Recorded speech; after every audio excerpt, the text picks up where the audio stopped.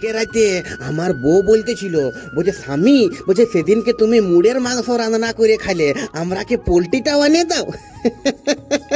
হ্যাঁ দেখো, আমি পোলট্রি মাংস 750 নিয়ে আর পেঁয়াজটা ভাজছি। আমি বললি বলে ঠিক আছে, তোমরা টেনশন নিও না, আমি বাইরে মুড়ের মাংস রান্না করে খাইয়েছি না, তো তোমরাকে আমি ভালো করে আজকে রান্নায় খাওয়ান দিচ্ছি বেনাই। তো হ্যাঁ দেখো গো, মাংসটায় আমি ভালো করে আদা রসুন জিরা হলুদ গোলকি ধনিয়া সব দিয়ে মাখায় রেখেছি। আর এইদিকে ভাই কত সুন্দর পেঁয়াজটাকে আমি ভাজছি, একদম লাল লাল লাল লাল। হ্যাঁ দেখো, এখানটা আমার বউকে বললি তুমি 4টা রুটি করো, হ্যাঁ আমি খাবো রুটি। হ্যাঁ দেখো এখানে মশলাটা কত সুন্দর ভাজছি, আর যা লাগবে কেন একটুকু ভাত আর 4টা রুটি। হ্যাঁ দেখো গো, মাংসটা আমি ভালো করে মশলা দিয়ে রাখিয়েছিলি, এখানটায় আমি মশলাটা এখন ভালো করে কইসে এবারটি মাংসটার সঙ্গে না ভাজতে হবে।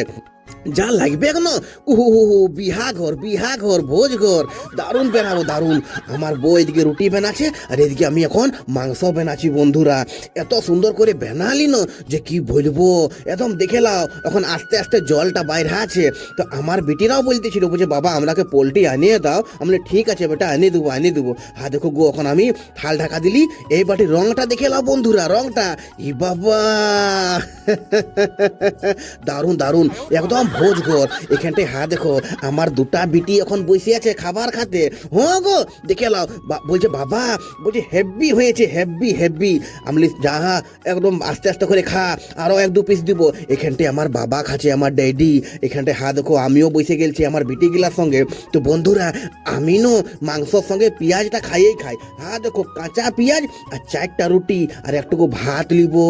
তো বন্ধুরা ভিডিওটা কেমন লাগলো একটুকু লাইক শেয়ার কমেন্ট করিয়ে দিবে।